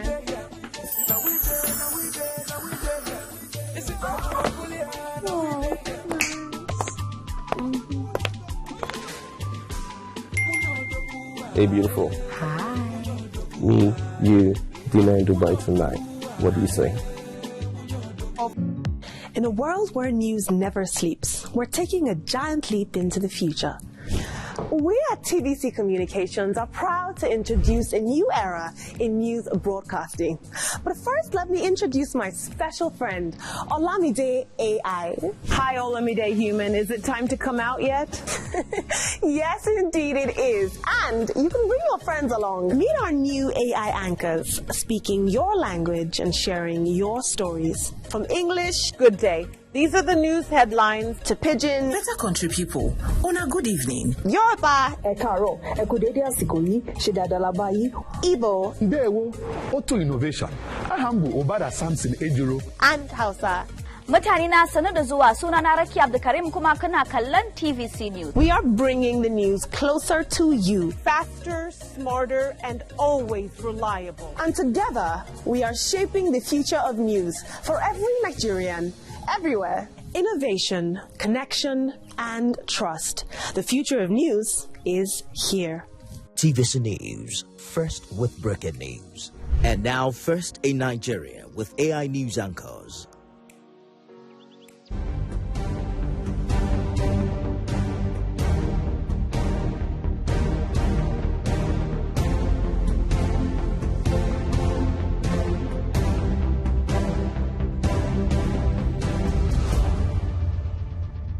We are now on the last lap of our special TownSquare series on war against drug abuse. A big round of applause to everyone who has joined us. Thank you so much for following keenly. We're taking recommendations and solutions. I'll begin with the audience. We have Jadisola, right? You have 1 minute. So we're talking about the music industry influencing people. I also wanted to point out the movie industry having an hand in, influencing people, because they tend to normalize drug use. They tend to portray it as teenage exploration, particularly Hollywood. Yeah. Unfortunately, Hollywood is not within our constituency. It's just that we are the one not watching Nollywood, where they will portray drug abuse as a sin against God, and they will show you get mad when you smoke, right? A round of applause for Nollywood, ladies and gentlemen. All right, next person, please. My name is Shalom, Adibali Shalom, from Department of English Language. So my opinion is that there's one thing about youth that when you say don't do this, you want to do it. There's that kind of feeling we have, like we just want to explore, adventurous spirit. So I'm thinking, what's your opinion about this? Because like me, I've been brought up by very strict parents, and now I'm in school. I want my freedom and everything. So what's your opinion about this? Very important question. About freedom, right? Okay. Freedom without borders. It's Adio Michael, a student of petroleum and gas engineering. Well, looking at the rampant usage of drug abuse, my own suggestion is just that this thing actually starts from the mind. So you can't just decide that you want to take it in a day. It starts from the mind, your conditions and everything. So to the drug law enforcement agency that are actually doing their rehabilitation to people, they should go back to the condition. They should go look at those people's lifestyle, portray what was the reason they actually meddle in drug affair. Then maybe there are some people that are also in that case. Maybe you can portray the lifestyle of them to of those drug addicts to them. So some people that are going on that wrong path, though they have similar situation as those, or that are falling short in the way of those that have actually been in that process, so they can learn from them. So there are some people that the experience of some people, the experience of some drug addicts are also some experience that some people are experiencing now. So it is better to counter it now using the experience they both Thank you so much for your contribution. Anytime you need inspiration, just look at a mad person on the street. All right, let's go. Who's next? My name is Favor Ilikura, and I'm from the Mass Communication Department. Can you speak up a little, please?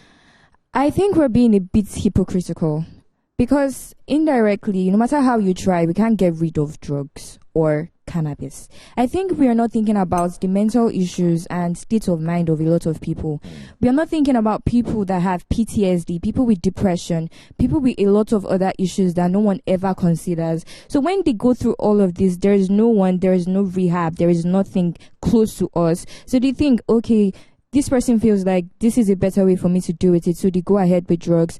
I've met people, I've worked with people, and I feel like they are not understood, and they feel like taking drugs or taking things that feels like, oh my gosh, I'm like on top of the world and all of that, is what they would always go directly to. So even if you try to curb it, try to stop people that already have their minds on feeling like that is what's going to make them feel better, they will still get their hands on it, and there is nothing we can do about it. So I think people should focus basically on the mental health of other people and provide a lot of stabilities for them to feel better. Thank you so much. She's talking about mental health and rehab capacity. Do you quickly want to respond to that? To the what? She's talking about mental health reality and our rehab capacity to attend to it as a reason why many people go for drugs. What she's saying is our reality, our mental health challenges. If you see, as you are sitting down right now, 1, 2, 3, 4. Just count the people sitting beside you.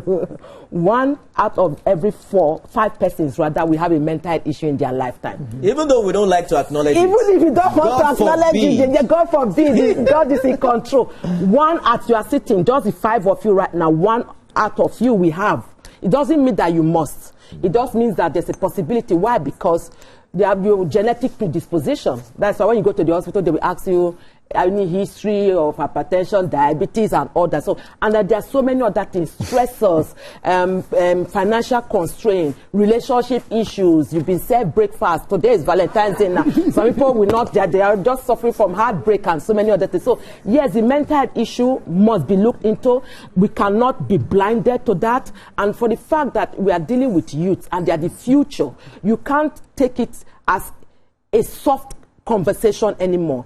It's in the, we should take it away from the corridors and bring it in the rooms. Let us have those hard conversations. What are we doing? What conversations are we having about it? What things are we putting in place in ensuring we support people? And this is where it has to come from. Before you meet somebody like Dr. May, who is a psychiatrist, who are the people in your circle of influence?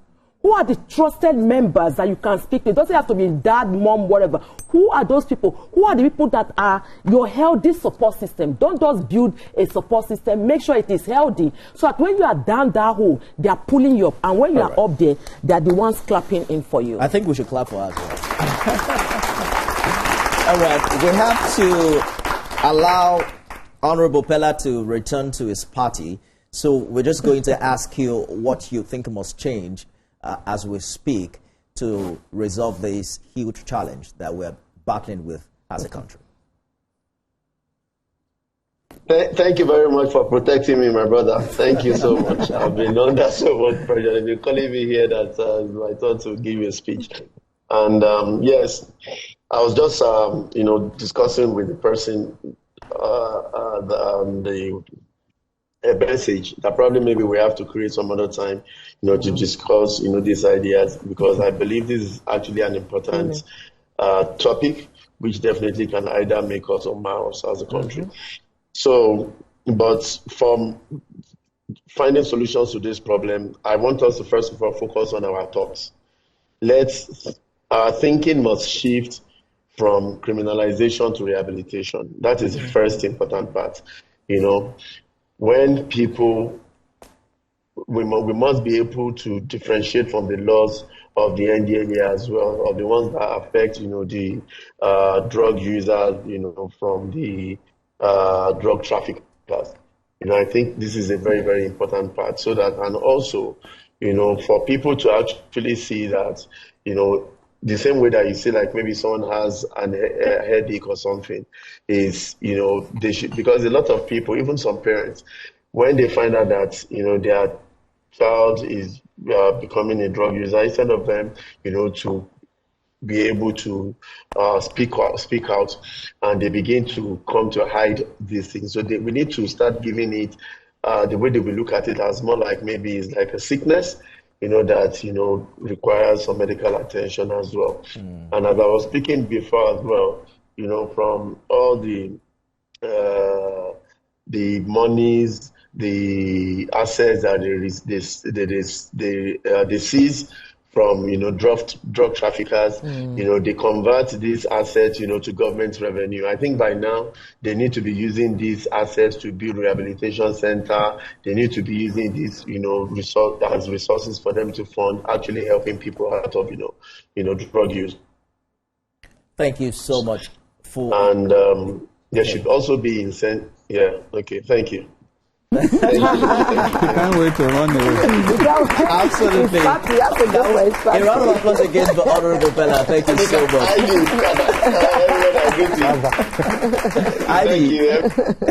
All right. So I wanted to speak to that freedom issue because I know someone who told me that she lived for more than 35 years and she'd never had an experience of what a cigarette tastes like. And she went out one day and went to buy just a stick.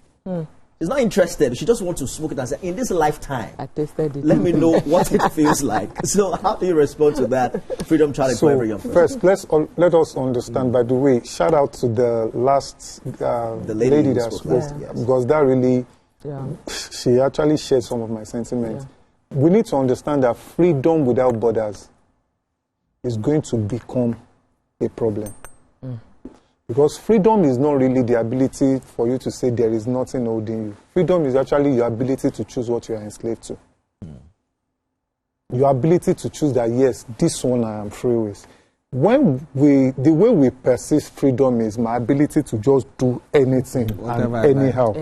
No, that in itself is a choice, is also a decision that you make. Are you going, your freedom should be seen from, if I'm saying I can do, then I should also know that I should bear the brunt of the consequences of those decisions that I'm making.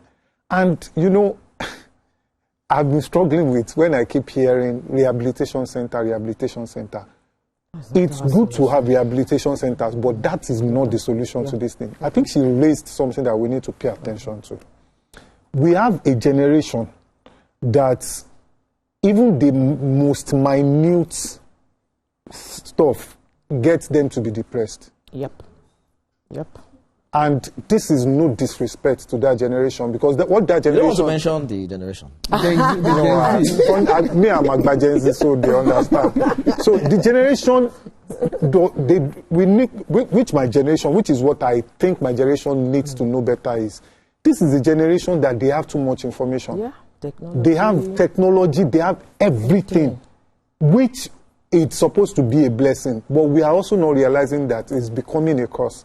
That is making them to see life not the way we, like me growing up now. If you say you are depressed, first thing they will slap you. Go and eat. Slap the depression out of you. They will slap the depression out of you. Go and eat. By the time you finish eating, you will get back. But these are, okay, I was in a class earlier today. I think I was speaking today. And I noticed the way a lecturer was actually speaking to their generation. By the way, I'm in a class with their generation as a student. I noticed the way the lecturer, a lady with a professor in front of her name, the way she was talking to them, I feel that she was too rude. The way she was addressing them, because their generation, the way they perceive things, are not the way my generation perceive it. And I'm saying, which I agree with Shinopela, that we cannot come from the angle of just saying you want to criminalize, you want to punish. I am saying let us go and nip why people are saying this as an alternative or a getaway from their problems. Guys, this thing is not going to resolve your problem. Rather, it's going to create a bigger one that you might, at the end of the day, in fact, it's like saying, they say you dance away your sorrow. You don't dance away your sorrow. When you are done dancing, you come back to it. You come back to your sorrow. So it's the same thing with this thing. By the time you say you start to use a coping mechanism, it starts gradually with let me just use it now. Before you know what, you now start relying on it. And let me tell you the way drugs works. It can work for you for a little while. Because what you have done, like what she said about that focus that you are supposed to use for like 20 years, it brings it to you in a few hours. You have ginger, you have all of those things. By the time you get used to it, like antibiotics, then it doesn't really have any effect on you again. Then the next thing, that I have an artist that I was having a conversation with that said he doesn't want to clock 40 in his life. And I said, I'm telling you, big artist. And I said, why? Why will you say you don't want to be up to 40? He said, Baba, with everything that I have taken inside my body, I will be a vegetable by the time I'm 40. So I'm saying that you have alternatives. Those alternatives doesn't even have to be anything. I spoke about identity the other time. I will nearly gloss over it. I am saying there is so much to you than you know. In fact, the level of your ignorance about yourself is bigger than whatever you know about yourself. If you understand this, you will know that a lot of decisions, some of these things that you think, because if you say, hey, government is bad, this one, I agree. Your generation is facing a lot, I agree. But you also ask yourself, that are people making it out of this particular... If you complain that, if I tell you the generation that I'm coming from, that somebody is studying computer science and he never saw computer, that the best they could see about a mouse is they draw it on the board. Do you understand? So I'm saying I'm coming from a very analog generation that we should have all the complaints in this world to do. But I'm not even saying that that should be your portion. No. But I'm saying you guys, we need to look beyond just looking for something to cope. Nobody becomes great by being comfortable. Because what we see in those drugs is it offers a temporal getaway from all of those things. And by the time you are done using it, you are coming back worse off. That was why I said you can't dance away your sorrow. The problem you're running away from is still there. It's going to be there, and you are adding more to it. Look at it from the place of your health. Yep. That health part of it, the fact the health is the reason why I did not smoke anything, not Igbo, not cigar or anything. The health was major. Alcohol, why did I, in fact, I would say religion helped me initially, but I had to look for more reasons. And let me give you the reason why I don't even take alcohol. I want to be in charge of my mind. Yep. I don't want anything to take charge, because as an Anglican boy, as a young boy, they gave us communion wine. They call us Levites. Choir boy, we finished taking communion. They then said we should go and keep wine. I didn't know that they normally mix it with water. Okay. I now took the raw one. Bro, that day I misbehaved. I was using car key that they are supposed to open car, trying to use it to open the door. Wow. So, you know, that was the point that I realized that this thing is, because we make it sound nice, we make it sound beautiful, we make it sound, you know, cliche, all of that. But behind all, what you see happening is beyond what is going on. Absolutely. What is going on is more serious, and I think that should help you. Stop looking at it whether it's legal, whether it is, look at it more as in, what does it have to do with me? How does it affect who I am? By the time you start seeing it from that, so you are not asking the why of it. I think that should be a round of applause for Ambassador. Mr. Babafemi, there is an angle I want us to quickly explore before you have your final remarks, and it has to do, you know, we have focused a lot about users, but there's also the dealer dimension to it. And I remember that it got to a point where you were arresting actors, you know, who were trying to transport some of these hard drugs abroad. What do you say to young people? Because I hear that it's very lucrative, and because of the economic condition that they have found themselves, what do you say to them as a deterrent not to explore that alternative? Well, to our young people, we would rather say that crime does not in any way pay. Dealing in drugs or trafficking is a crime. And you know, he mentioned the consequence when you are taken to the court, that is between 15 and 25 years imprisonment. And now there is an amendment to the NDLEA Act ongoing at the moment. What some people see as a leeway for them, that is the option of fine, that is going to be out of it, meaning that you are in and you are in for it. There is no option of 5. And I'm sure you are aspiring to be somebody important tomorrow. You are aspiring to be a professor, to be a psychiatrist, a doctor, or even a governor. Your dream can only be achieved through hard work, through discipline. So stay focused and remain right on the right path. Don't ever succumb to pressure, or don't be deceived by those things you see out there. A lot of these things are just facades. They lead you to nowhere. So stay on the right path and avoid going into, being pressured into drug trafficking or being recruited by anybody as a mule under whatever guise of promise of lucrative benefits or whatever. Please, that's that. Maybe subsequently, thank you so much.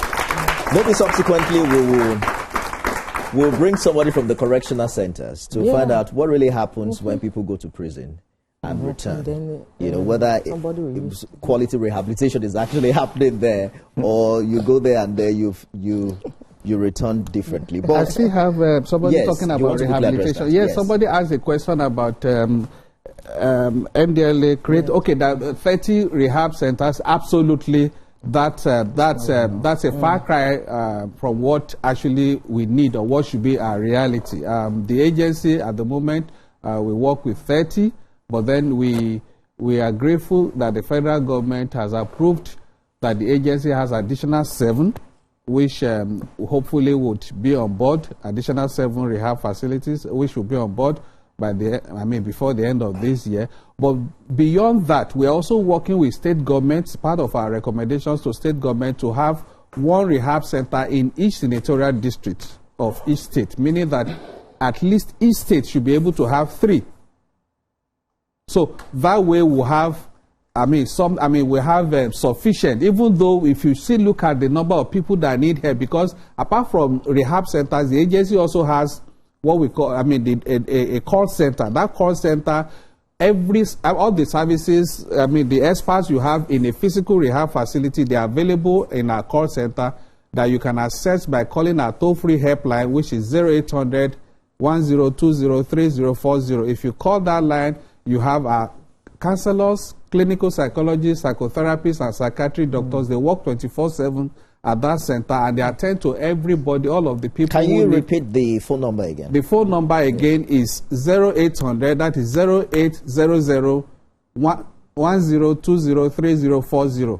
0800 10 20 30 40. If you call that line, it's toll free, you are not paying for it. The bill is on us, and it's 24/7. Any time of the day, all you need to do is call, seek for help. They are ready to provide. Who is to call this number? The people dealing with? No, those that need help, those that are struggling, or you have a friend who needs who you think need help, or you have a relation, anybody. So or you can't pick them and take them to the rehab center? No, we provide psychosocial support service, teletherapy for them, because they are, people can call from any part of the country. And another thing about the service is language friendly, language sensitive, meaning that if we cannot speak, that's for those in the rural areas, those that cannot speak English or Pidgin English, we can attend to them in any of the 3 major Nigerian languages outside Yoruba, Igbo. Mr. Wafemi, these rehab centers, do you offer the services free? No. For our own physical centers, yes, we don't charge as per the treatment, but you have basic needs. You feed, all of those things, you have to pay for that. And then medication for those that need medication, because we also bring in a consultant. You have to pay for that. Yeah, you have to pay for that. And then how do you get people in? Do you bring them in, or people just come to the No, they come. We have long list of people ready. Right. I'm telling you, they are all filled up every time. We have to go, gentlemen and lady, but I'll give you 1 minute each for your final thoughts and comments. So maybe ladies first, right? Yeah. Let's begin with you. Yeah, so this is a beautiful way, because everything in life has to start from advocacy, public awareness, and enlightenment, because what you know, you can easily then say, okay, this is what I need to do. That's right. And we have a telemedicine platform called HowBody, HOWBODI. HowBody in Nigeria, know what it is. It's on Google Play Store, and it's on web-based. Download it and even check yourself. Because when we're talking about mental health, let's not take it like a side talk anymore. Download it and check whether you have anxiety, depression, even if you are dealing with substance. How far gone are you? Because at the end of the day, in as much as we want to talk about parenting, let's go back to intentional parenting. Let's create safe spaces for people to be able to speak up and speak out and get the help that they truly need. Please create a healthy support system. More than 1 minute. And most importantly, follow your dreams. All right. It's very important. Thank you so much. A round of applause for Dr. Wayne. Heidi Kabasa. So, you want to sing it in a song? So I think we should pay more attention to our mental health. Yeah. We should know that when they say you should go and check your mental health, it doesn't mean you are mad. Exactly. Then the second one is our approach to advocacy needs to change. I think one of the young guys here mentioned that once you tell me not to do, then I want to do. So we need to go from the place of do or don't to why.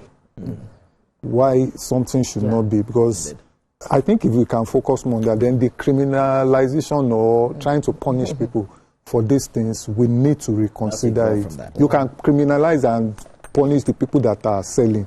But in terms of people that really need genuine health, that their mental health is calling for these things, we might need to find a way around it. Yeah. Mr. Wafemi.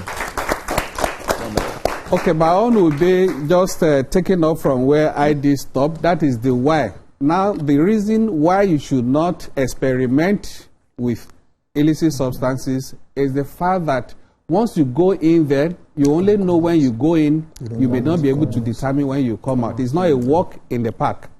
So what works for you is to avoid total abstinence. Avoid it. Don't ever fall for peer pressure or anybody saying, let's experiment. There is nothing like experimentation. The moment you start the experimentation, then you want to do, and from there you want to go on, you want to add another one, and then you go in for it, and some people may never recover. So please, for the young people out there, let's avoid the idea of experimentation or going into substance abuse, because you may never recover from it. Thank you. In short, don't travailler, right? Mr. Babafemi, Dr. May Adigabasa, thank you so much for bringing so much quality to this conversation. Once again, can we put our hands together for them? And a big thank you to our very vibrant audience. We have officials of the NDLEA and students from University of Lagos. Thank you for coming.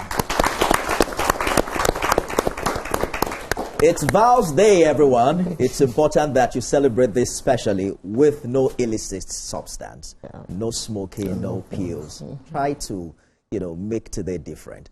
And that's a wrap, everyone, on the third edition of TVC TownSquare. Our conversation today wasn't just about numbers. We unpacked culture, youth, and the realities behind the war against drug abuse.